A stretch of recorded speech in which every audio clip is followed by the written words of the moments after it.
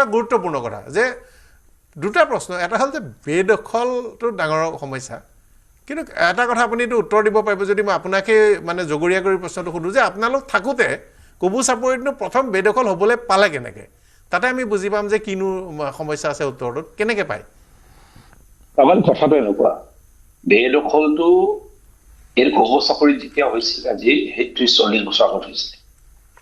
এতিয়া 30-40 বছৰ আগৰ পৰা তাত আমাৰ যেহেতু কবু চাপৰিটো অকল ফৰেষ্ট এৰিয়া নহয়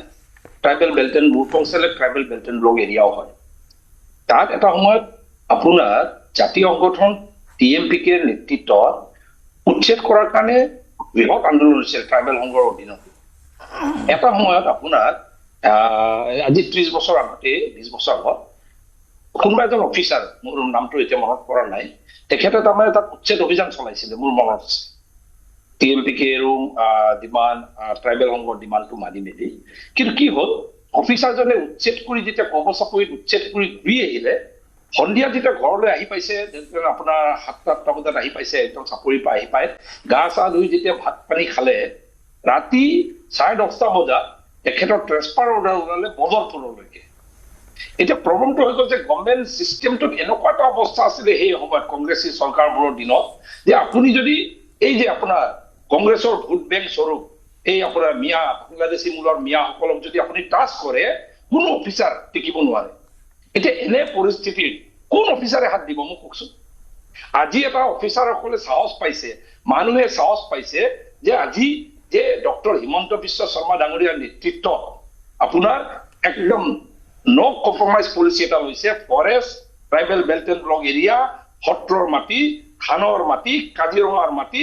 PGR BGR অবৈধ যিখিনি আপোনাৰ অচিনাক্ত বাংলাদেশী মূলৰ যি মিয়া আছে তেখেতসকলক উচ্ছেদ কৰা যাব বুলি যে খবৰ পাইছে এতিয়া মানুহে সাহস পাইছে আৰু যিটো ষ্টেণ্ড ডক্টৰ হিমন্ত বিশ্ব শৰ্মা ডাঙৰীয়া লৈছে ইমান প্ৰপাগেণ্ডা ইয়াৰ বিৰুদ্ধে প্ৰপাগেণ্ডা হোৱাৰ পাছতো আপোনাৰ এই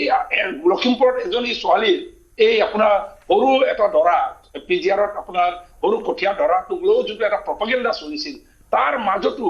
যে নো উই হেভ টু গো এহেড আৰু অসমত অবৈধ বাংলাদেশী মূলৰ মিয়া মুছলমানৰ যিটো ষড়যন্ত্ৰ ডেমোক্ৰেটিক পেটাৰ্ণ চেঞ্জ কৰাৰ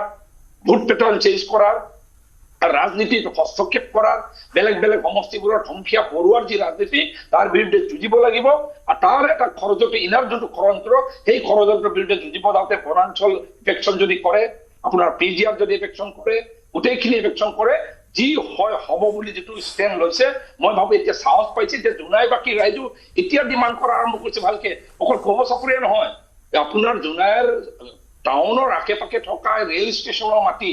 আৰু আশে পাশে থকা বহু ৰাজহুৱা মাটি চৰকাৰী মাটি এনেকুৱা অচিনাক্ত মানুহ সোমাই আছে আপোনাৰ ডেইলি মানুহ আহি থাকে ট্ৰেইন ষ্টেচনত নামি আহি থাকে আগত কোনো অফিচাৰে চুবলৈ সাহস নকৰে এতিয়া এইকাৰণে এটা সময়ত আমাৰ হঠাৎ হৈ